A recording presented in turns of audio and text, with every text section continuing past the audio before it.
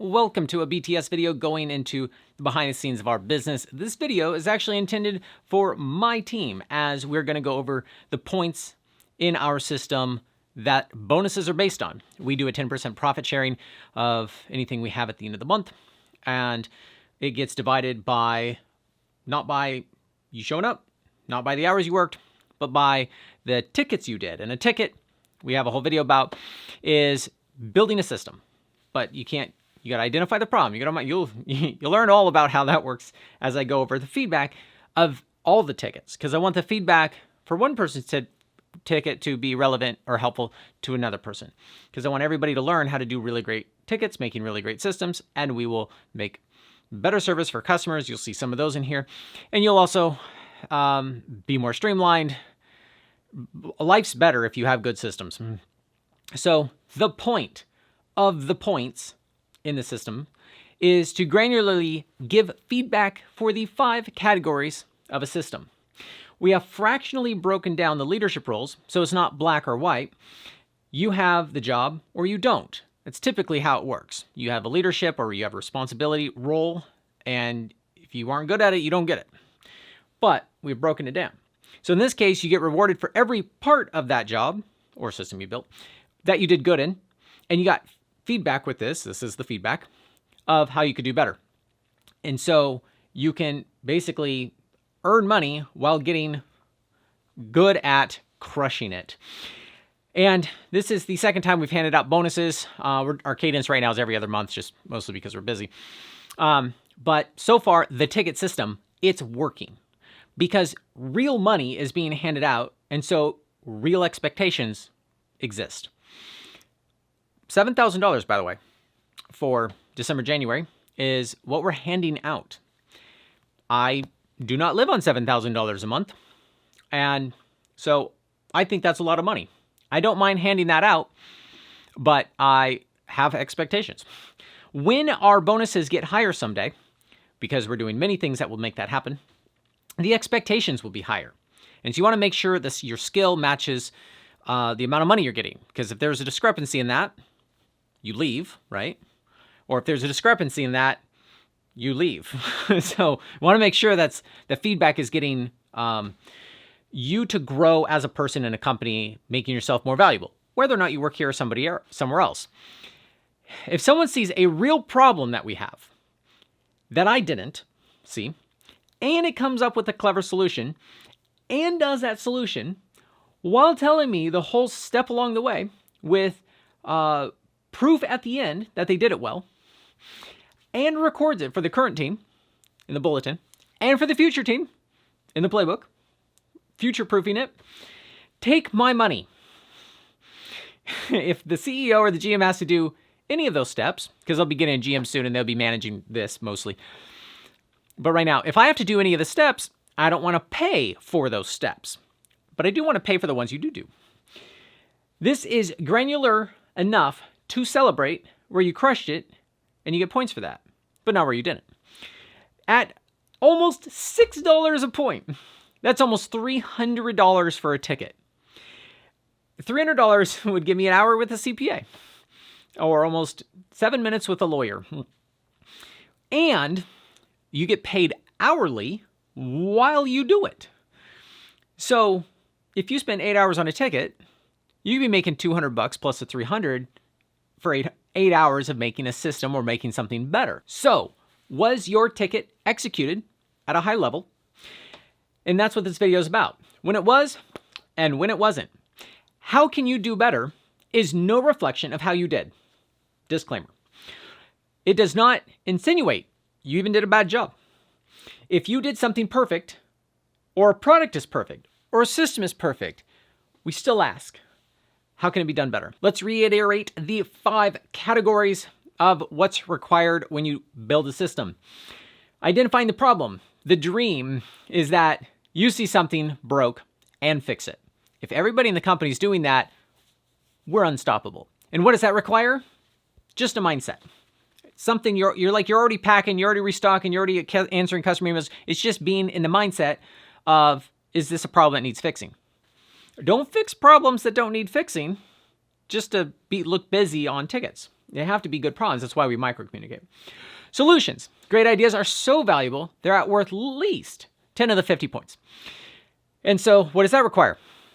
Neurons. It's just ideas. Sometimes you have to do research, but it's also like who you know and how to network and how to Google something and just like figure stuff out. But it's mostly neurons, not time. And implementation, which is where most people think the ticket exists, is doing the implementation. So making that solution happen. It's like, hey, we don't like X happening. These things need to happen in order to fix that. Doing those things is what people think is the ticket. It's the solution. No, it's 1/5 of the whole thing. But implementation is 10 of the 50 points. Now that requires hours. That requires time. And if you want to come up with how to reorganize the whole warehouse, and we've talked about it, and it is been established that's a good thing. There's 10 points, 10 points, 10 points, and 10 points, but doing all that is a lot of work. So you can rah everybody to show up a half hour early, help you out for an hour, and share your ticket, those 10 points with everybody. And everybody's down to help you make this business better because it also helps them make more profit for their tickets. So you don't have to get bogged down with something that's a lot of hours to accomplish the ticket. Some tickets can be done in under an hour. It's $300, just saying. But some require hours of work. Micro-communication. Fixing the wrong problem really well isn't helpful. Making it so a busy CEO, 30,000 foot view, can steer people from going too far into the left field is critical. I know what everyone's doing, and I know where the cash flow is at, and I know what I'm promising people. I know what videos are coming out. I know the 30,000 foot view. You got to check with tower control if you can land. So you got to keep it concise, and texting is often best for that. So it doesn't require much more than text me throughout the process. And photos. I love a photo of whatever you're doing so I can see, I'm visually going to see more. Photos worth 1,000 words. Record keeping. If a system falls in a forest and no one can read it, did it happen? No. If you don't fill out a ticket and score it, there is no feedback or proof of value. This requires thoroughness. So I need you to fill out tickets. I need you to basically, it's a Google Doc, in case you don't know. It's a Google Doc that you fill out and journal out what you did and why you did and why you didn't take certain paths, which is just as valuable as knowing why you took a certain path. In the bulletin, the parts that we read, and then everybody puts all the names are there, and as you read it, you delete your name so we know that you read it. That is how we get everybody who's currently working for us to know the current stuff. But the playbook is for anybody coming in later. Or you're like, I remember seeing that, Control F, you can find it and you can reference it. It needs to be in both. And you'll see a lot of these are in one or the other. Now let's analyze the tickets as a whole for the feedback loop to be helpful. And that's what I spent 12 hours writing this script. I went through ticket by ticket. I looked at every link. I read everything you guys wrote. I looked at the playbook. I looked carefully. Could I repeat it? Could I understand it? There's really hard things. I just trusted that code works. But I really engaged with every ticket to make sure I'm giving you feedback. 30,000 foot view, zoom out. Everyone has been way more engaged and solving problems in the first round. Everybody was hem-hawing about the ticket system. Nobody likes change. Way better, noticeably better. Loved it. I now brag about how engaged everybody is. The joke is I non-consensually made you all think like owners now that you get profit sharing. I think this will help steer more detail about what's important in a ticket, because when tickets become more valuable, this will get more granular. The last time I asked people put their scores in the points tab. There's a tab on their G sheet full of the follow-ups, and I had to fill it out last time. It was a pain in the ass. I was shocked. I didn't realize people filled it out. I asked people to fill it out, but I was looking under the ticket section, not the point section. Awesome.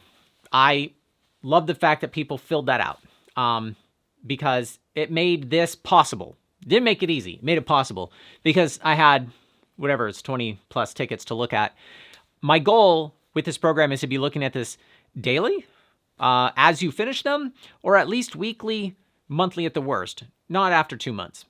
So another role of the GM would be more of a constant instant feedback for you. So you know how you're doing on one ticket and you instantly get better at the next one. You don't find out 2 months later how, oh, what's Ryan's expectations? So there's 2 things to make the point system better before we move on.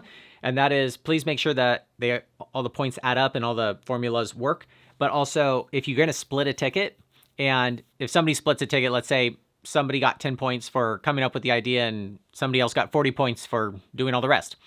It's not 10 out of 50. It's 10 out of 10 and 40 out of 40 because you got 100% of the points available for doing that. Otherwise, it's kind of like you're kind of docking yourself otherwise. And in case you're unfamiliar with the system, if somebody gets 30 points instead of 50, the whole bonus is divided by all the 50 points, and then you get 30 of those. So it does dock how much bonus you'd get, but that's because, in this case, maybe some other like general manager or something, it's because I had to engage with it. I am paying to not do these things. And so when I have to do them, I'm basically getting compensated for it. That is just how the system works, in case you don't know. So one of the tickets was a spool ticket. I've been complaining since the dawn of time about by the foot not reflecting on a spool what people can actually buy. When it says 1,800 feet available, that's not accurate. We have 244 feet, and then we got 2 unopened spools of 660 feet each. And when we added it to the inventory, it showed a lot more feet than somebody can continuously buy. And so I've been not liking that from like day one.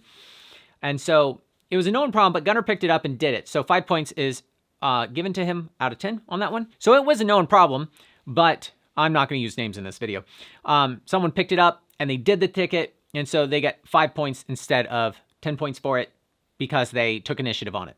But that's usually like if they identified it was a problem, they get all the points. What I do like about that ticket is I knew it was happening and it happened and it's good. Like things are better now because this ticket was made. Now, this one was written only in the bulletin. And so writing something in a bulletin and not in the playbook only gets to the people that are currently with us.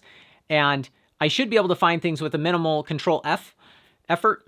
And I could find nothing on this in the playbook. It doesn't help anyone in the future know why we do what we do. Because somebody might have a brain fart in the future and wonder why we don't do it a certain way. And so I had to write in the playbook today because I knew the ticket well enough to do it. And then communication happened, but I can't remember proof that all the spools were done. Now I want proof. I want to know. It's the whole premise of the channel is me break testing stuff. A photo in this case of an export of all the BTFs lower than a spool length would show that every spool was done and that you had prove it on a spreadsheet. Put it in your ticket. You don't even have to text me. It'd be nice if you texted me stuff just so I know like it's done, it's perfect. If you want to go look at the proof, it's in the ticket. That's perfect. But journal out why it's 100% over the finish line because a lot of things don't get 100% over the finish line. And then that falls on me. Or I'm thinking about it. Or it's actually broken. And then we have bigger problems later. Screen timeouts. The phones would turn off quickly, and then you'd have to wait for the Face ID because Face ID was only for my face and not other people, and then they had to type in the code. So I fixed that. And this is a good example of a simple but helpful ticket. It saves, 7 to 10 seconds every time you go use the phone. I linked where it was in the playbook in the ticket itself. So you can go see in security why our phones have the settings they have. In case we get a new phone or we have another branch in another location that we're all operating the same way. 2025 time cards, no hyperlink on this paper because there was no hyperlink offered to me. So it seems like it could be silly to have to fill out the actual Google Doc explaining the value that you added. But again, think about it, $300, right? Justify why that was worth $300. So identifying the problem is I believe I had to ask for it to be made. I could be wrong. If I am, I'll fix it. But I think I was the one who asked for it to be done. So what was the solution for this ticket? That just really opens up the fact that I don't even think this is a ticket. It's going to count this time. But we already had a solution. We already had a 2024 time card. It's just, we had to just move it over to the new year. And so it wasn't like a new system. You're just updating it. It's rare enough that it can count as time. Executing it. Part of doing it is break testing it. And when I went to go pay payroll yesterday or the day before, it was broken. Slowed me down. I hit a brick wall. It wasn't perfect. So there is some points removed for that. It also had other details I needed detailed after it was handed to me. And I had to say, please fix it. Please fix it. Check this. Please fix it. So that's the kind of stuff where I need somebody to take something completely over the finish line. You still get points, but not as many. Playbook. Nothing was written down. So I added it at a spot. I hyperlinked. Could be better, but I don't know the nitty gritty on what it takes to make that. That's not what today was for. I could figure it out if I had to. How to make the next year's time card is a ticket. Not making the time card. And so if we understand that, do you just change the dates and you just drag it down? Or do you have to change all the Mondays and Tuesdays? Or does that alter when your weeks are? Because it lines the weeks out and it lines 1st and 15th blocks off. So it might be extremely nitty gritty 4 hours of spreadsheet work, or it might be easy. And we have no record of knowing how it works. So no points for the playbook part because it's not in there. Communication. I knew it was happening. I knew it was done. And proof it was done correctly is already deducted above. So 10 points for communicating. I was very involved in knowing that was done. The next ticket is reship tracking.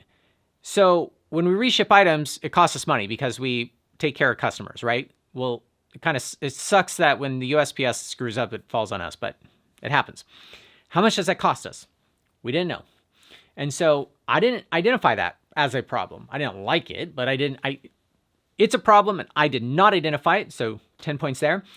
Made a simple solution, did the solution, bulletined it, and tagged the spot. It went in the playbook, and the playbook hyperlinks to where you can do the thing, where you can keep track of it. That is an A++ ticket. Do more of that. Everybody go look at the reship tracking one if you're on this team and you have access to this. It's like awesome. Now, micro communication is 8 points instead of 10, self-graded. As I kind of knew about it, but I didn't quite understand it until today, 6 weeks later. So that's pretty minor. I just had to really dig my head into it and really understand what it was, where it was, and how it works. And now I fully understand it. I just kind of want to know that as the project goes. Can you do that super concisely via text? So the next one optimized the customer service role, where our inbox was our to-do list. And it's not a great setup for us to respond in under 5 minutes to people. And that's the goal. We try to respond to people in under 5 minutes. Well, if it starts to get 15 emails in there because you got to put that Petzl invoice away, then that clogs it up. So we have a new setup that we do to where you have inbox 0. If there's something you have to do, you just hyperlink copy it over to tasks. And the core values weren't written down at all of give a reason why, be stoked, be helpful, like know what you're talking about. All those things about what you need to do when you have an email wasn't written down anywhere. It's literally on my whiteboard in my garage still. Remaking the schedule. So after somebody left, we needed a new schedule. This is not a ticket because doing a task once is not building a system. A ticket is building a system. And I like distinguishing that so everybody understands what that permanent value, that's what a system is. This could have been a ticket if people added notes to their names on the dates they preferred. So in the schedule itself, if you right mouse click and add notes and everybody just has a Monday, Tuesday, Wednesday, Thursday, like hard nose, maybes, preferreds, like all that information per person's there.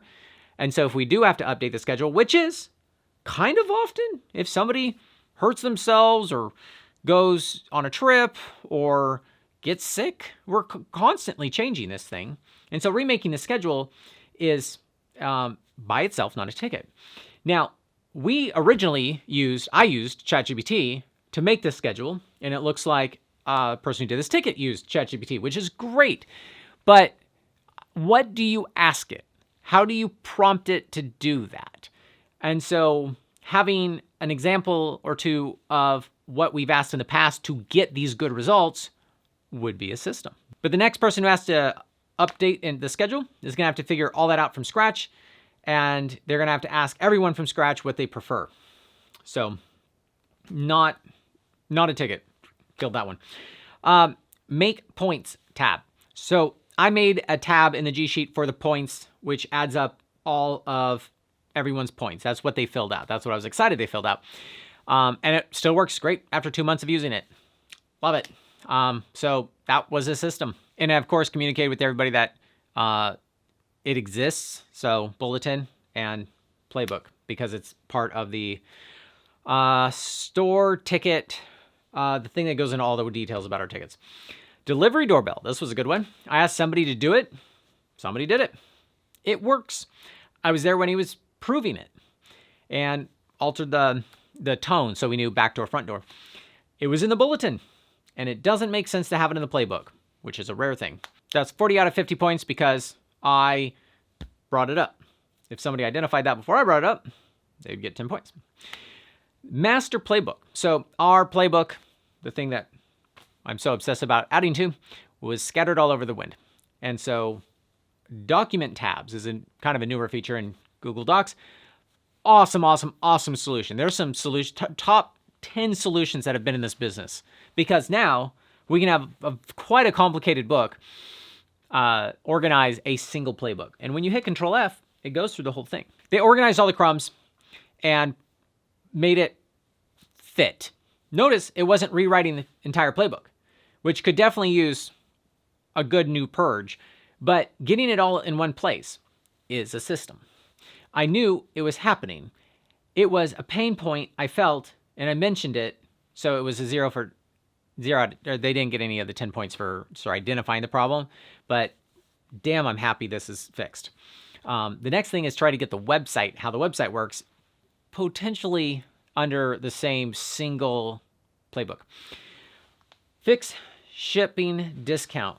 This was a big problem I didn't know about and didn't have to fix. 50 out of 50 points. And we're making it a 2-month ticket. Shipping, instead of it being free, it was added and then discounted. And that broke our point system because you only get points on full priced items. And if you get a discount, you don't get your points. And so that's frustrating. That was like that for months. And that's, I didn't have to discover it and I didn't have to fix it. And so like something that was that big of a kerfuffle, and the person who fixed it, it wasn't their kerfuffle. Lovely. And that's why it's a 2-month ticket. If a ticket is valuable enough, it's not necessarily how hard it is. It's if it's valuable enough. It's value, not time. I really want to establish that. Now is a ticket for 2 months. So that's technically worth $600 if the profit is equal in March. Price audit. When we get new prices from vendors, we need to make sure our current prices match because they tell us what we can charge. They can have all the points on this one for micro-communicating because I think I knew it was happening. A better way would be to text a photo of the spreadsheet showing all the discrepancies, like after you filter it all out, a picture saying, I didn't have to manually figure this out, and it pointed out 17 new price issues. And I'd be like, that makes sense because it's a picture with a sentence explaining it. Otherwise, that was a great ticket. The contact us page, the copy, the words on it, was incorrect. And instead we checked it 7 days a week, and that's not true anymore. At one point it was. And so I fixed that, and I discovered that you can't use an app to send messages to, you have to use an app to send messages to 2 different inboxes, and I don't want another app right now. And so we created a dot phrase for anything that lands in contacts email, because that's intended for customers, audience, who wants to know how to break something or how strong something is, or please break this, or do you want my old gear to break? That's audience stuff. And so that goes off to lab@hownoto.com. And now I've got other people managing that. And that's way, it was all punted to me. And so that was I'm so glad that doesn't happen anymore. So I put all that ticket together, and this one was kind of a lot of work to try to come up with a way to have another email that other people check and to remove all access from that email so that email could be hammered out by like maybe 10 people at some point. Right now I've got 2 and I got to onboard them. It was a lot of work, but I only put it as a 1-month ticket because I'm not trying to take people's tickets money, right? But if somebody else did what I did, 2-3-month ticket all day long. Petzl restocking, simple, wonderful solution. I'm kind of confused how it works and I can't figure it out, but Petzl just sends us stuff in. They don't send us everything we bought. They send it in they trickle it in.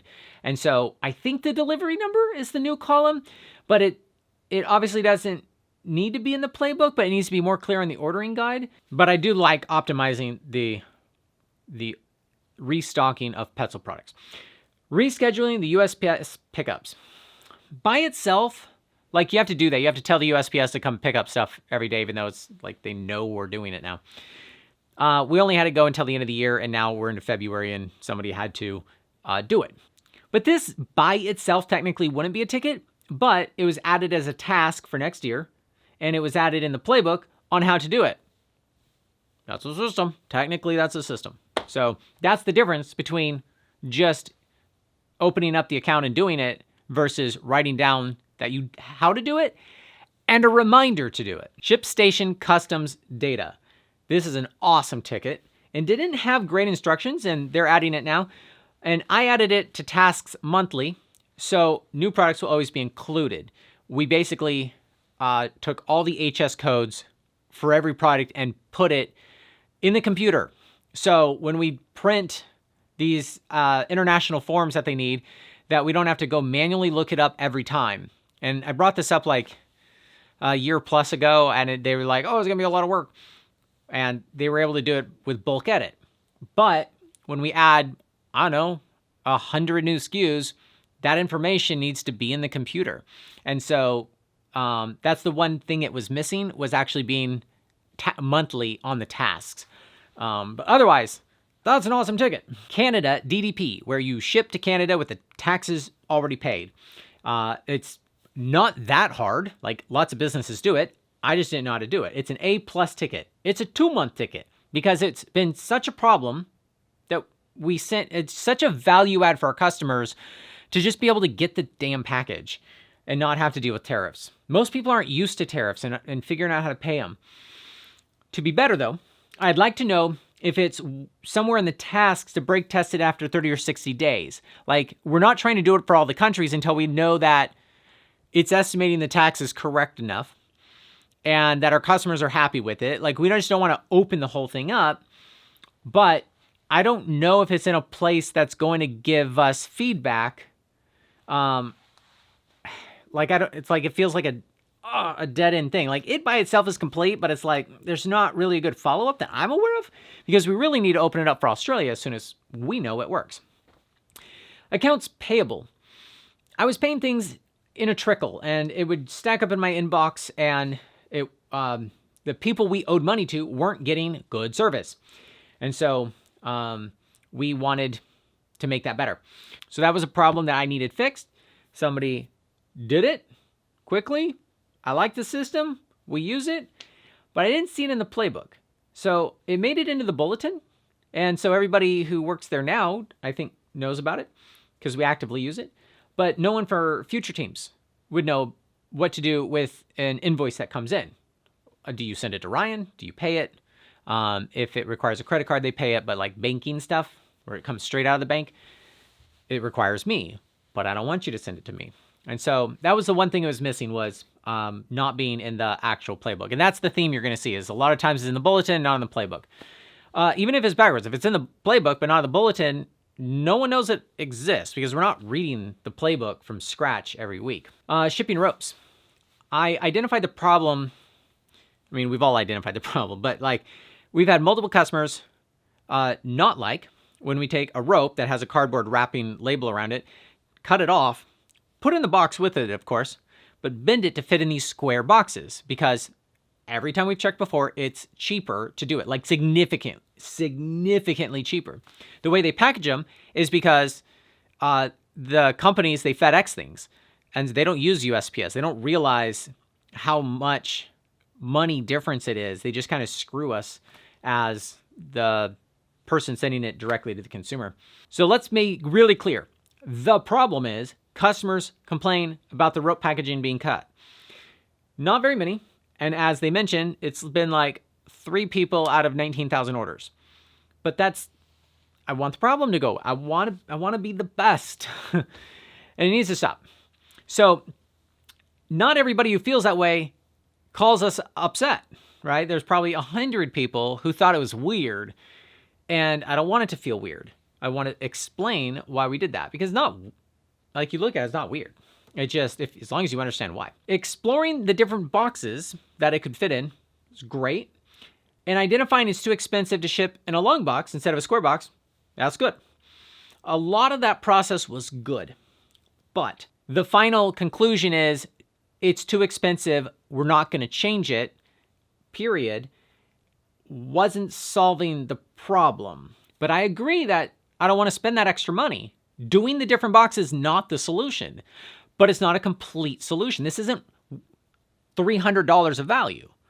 $300 of value would get no more customers complaining. So what one option could be is typing out a thing that would fit 4 times on a paper. You could cut it in fourths, and then it would be stashed right there, and everybody would know to put this piece of paper with this why we do that in every box that we do it, and type it up and potentially write up a thing that explains why we do that and how we're careful when we cut it and how that information is provided. And if they know that it's a new rope and that we were careful when we took scissors and we didn't take a knife, that I think that 19,000 people are not going to care, especially when they understand all of the context around it. Now, you might have just one person who really, really doesn't like it out of 20, 25,000 people. Sure.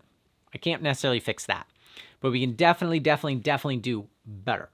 Now, the playbook, I think it was in the bulletin. It's nowhere to be found in the playbook. Now that everybody read in the bulletin, once everybody reads in the bulletin, we delete that note. So that information's lost forever. And so in 6 months, when I'm like, hey, when the next person complains, I'll be like, hey, do long boxes make sense? And we look it up, and let's say this person isn't working that day. And I'm like, I want a solution. I freaking want this to stop happening. And tell the person who is working that day, figure this out. Because there's no information. It was all for nothing. Why we don't do something is as valuable. I wish I had an entire book of why you shouldn't do something.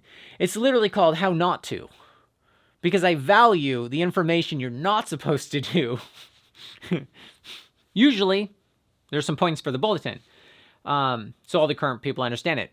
But I don't understand it because there's some notes saying that up to 50 meters, we don't have to cut the thing, it'll fit, or the long box is cheaper. I wasn't quite clear on that.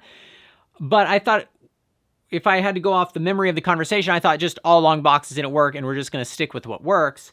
But I think he got some boxes. But then in the packing thing, when we hire another box bagger, it literally isn't in the algorithm of what box to grab. And so like all of this information was for nothing. And so that's why the recording of it has as many points as like the solution or doing the solution. So still got some points. It's just that's the feedback. Shopify automated invoices. I didn't know it was a problem. I know some people ask for a PDF invoice of what they bought. I don't understand why, because they can just print their email, like that is a valid receipt, I think. But some people want it. And then we have to go like make it. And these guys found an app that does it for us. And I tested it and I used it and it works. So that's awesome.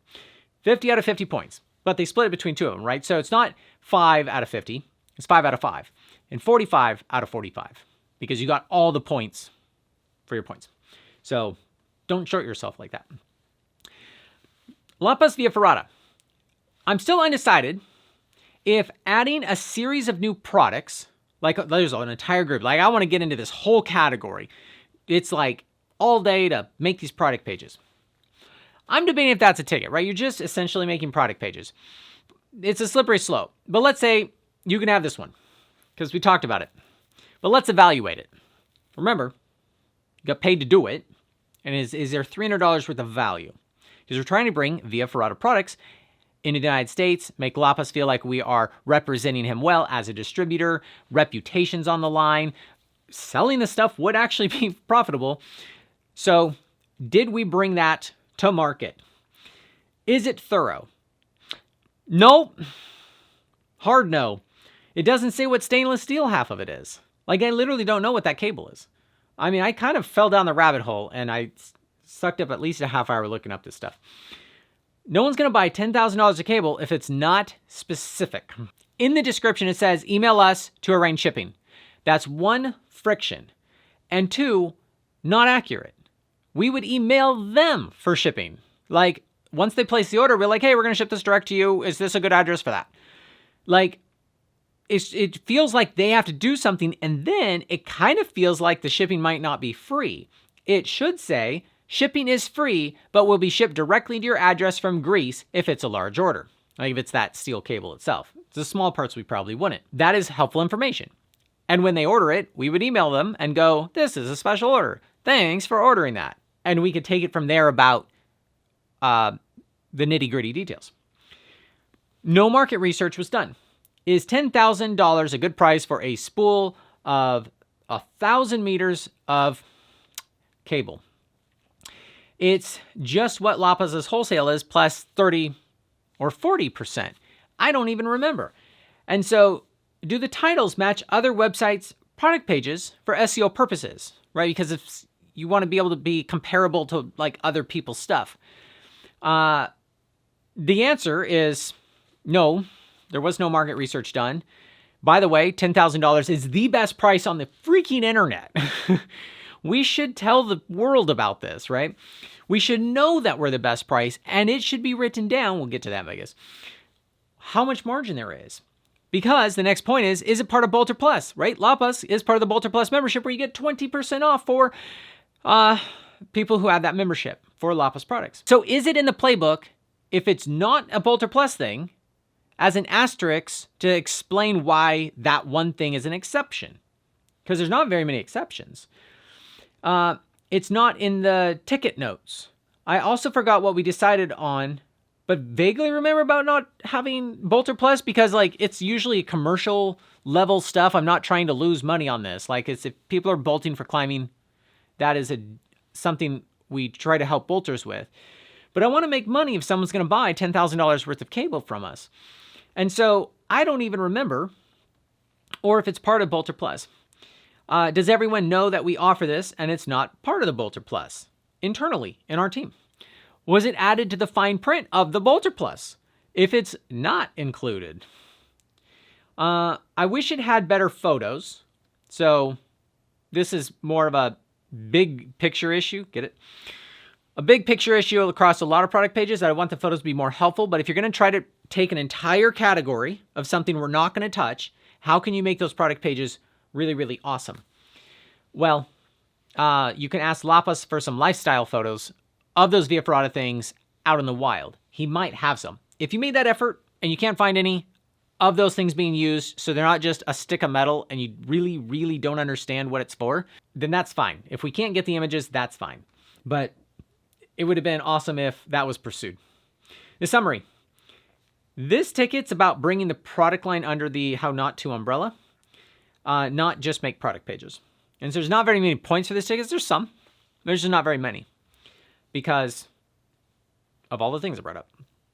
So is what you're doing worth a $300 bonus? Now the bonus has changed, but like you get the point. Photos backup. This one utilizes our expert to make a script. The person who did this ticket used somebody else's skill to make it happen. I want to emphasize that's good. Using other experts is encouraged as it speeds up what you do and it gets done better if you have the right expert. Well-documented ticket. I think it's good. I think it's a good ticket. I think it's well-documented. Leverage somebody else's skill sets. Love it. Don't learn shit on the clock if we have people who already know how to do the thing. I don't have proof, though, that the photos are full res or WebP or JPEG. It's probably fine. I just don't have proof. I want to make sure if we're going to be exporting thousands of photos that the quality of them is good for, is it good for email? Is it good for a book if I put it in there? Maybe not. Does that matter? I just want to know the quality of the resolution. I think it's fine, but I just don't know. I'm also curious why it's set as a task as once per quarter, not once per month. I just don't know. As part of micro communicating is that I would know why. Because sometimes we add enough product pages to make a difference. And if this is automatic enough, I don't think it takes that long to export. Also, this is an important one, is we've been putting photos in Google Drive as we make them, and then as a backup, and then we save Google Drive. Backup Google Drive. Do we continue to do that? Is that a thing anymore? I don't know. Is this thing so bomber that we don't do that anymore? Which I think we used to do weekly or monthly. And so why would we do this quarterly? And that's what I'm confused there. And also, it's we have an app called Matrixify.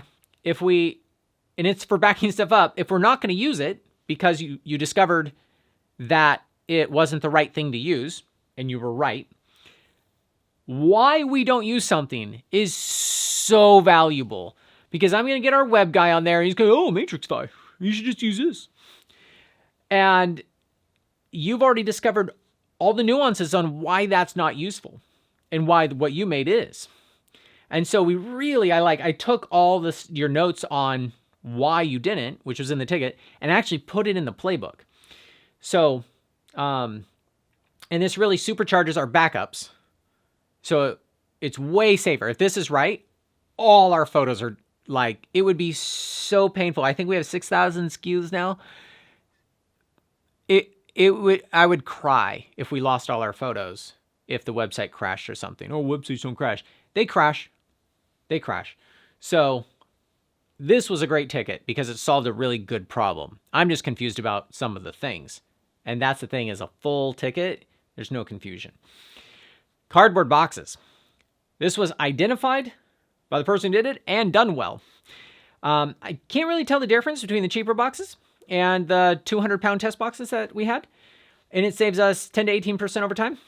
And it's on the Uline order page. So it's recorded in a spot that is useful to have it. It's where you would go buy the box. But I also added it inside of the playbook because I want to know why we use ECT boxes, why we don't buy from a cardboard factory directly. And it's only this big, but it makes all the difference in the world when we have a new person. It makes all the difference in the world when you have a new person. Just all the difference. I know we're not sitting around reading this thing, and so it feels like it might be useless to add so many things in the playbook. But I spent a lot of time in the evening talking about opening up stores in Salt Lake City, Atlanta, or Nashville, Australia, potentially Canada. Taiwan will have one soon. This thing is going to go, and this documentation means life or death on whether or not that goes well. If everyone's doing different stuff and I'm not just obsessed about playbooks, it could fall apart. So the next ticket is a second location ERP setup.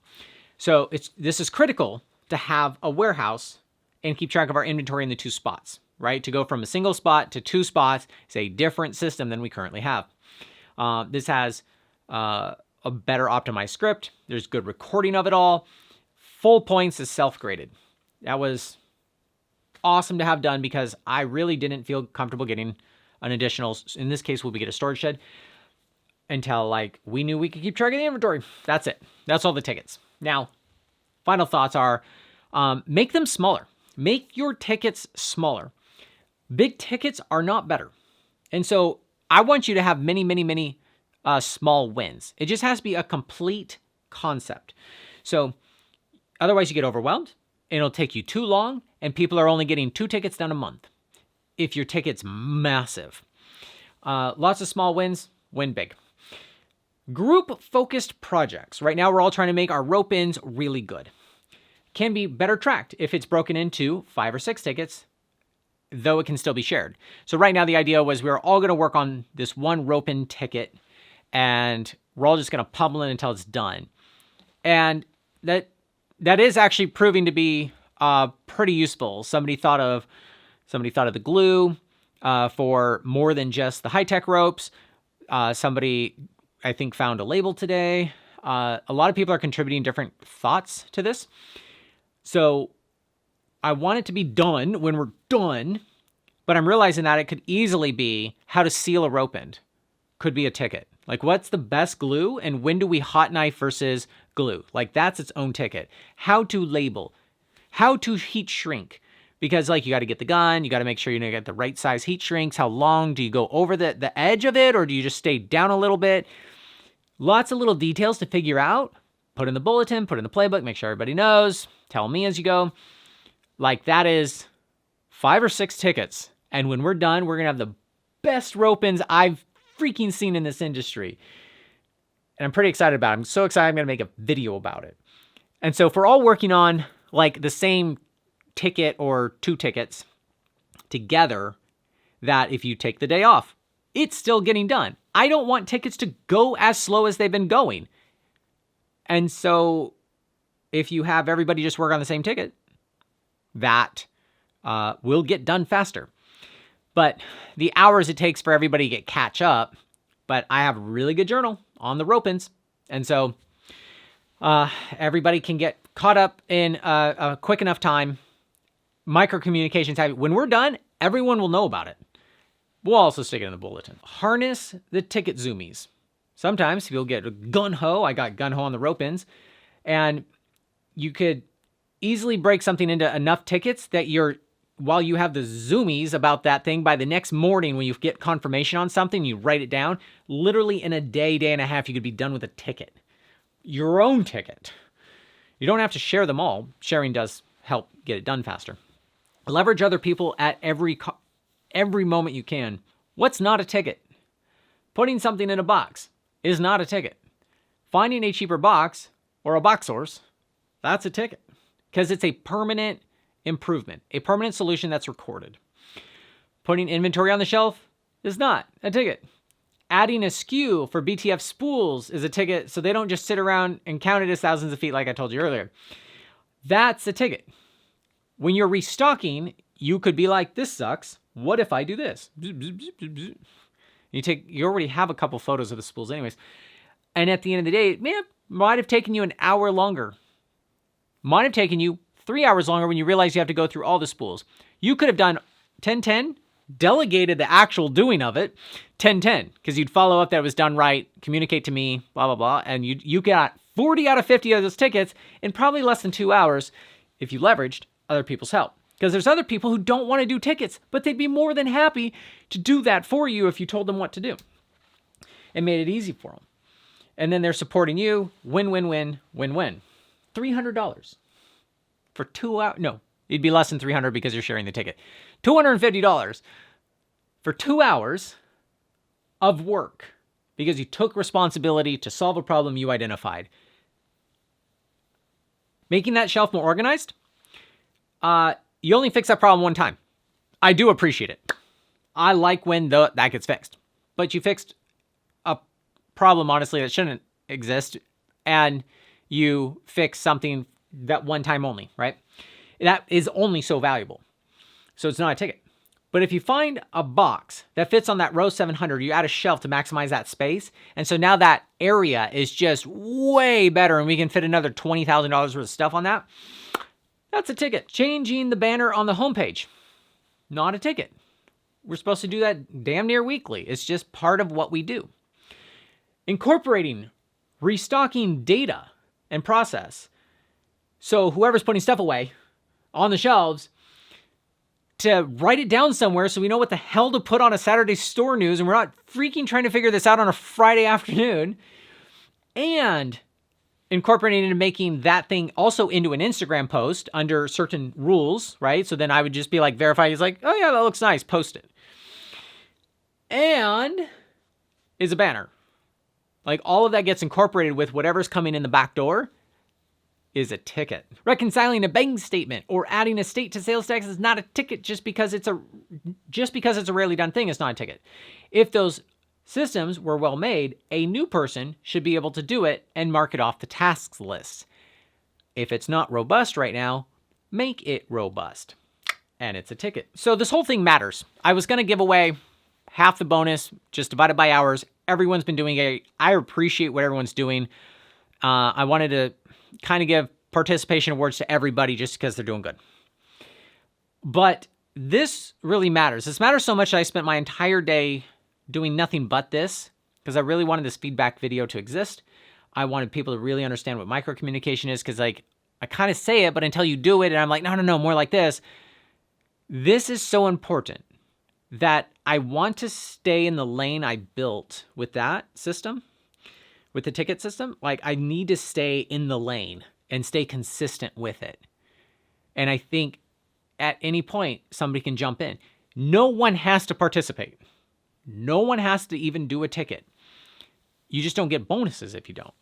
And so if you want to have tickets, if you want to have points, you got to like do the tickets. And then if you do them, you're going to do them wrong. And that's okay. And you will get feedback.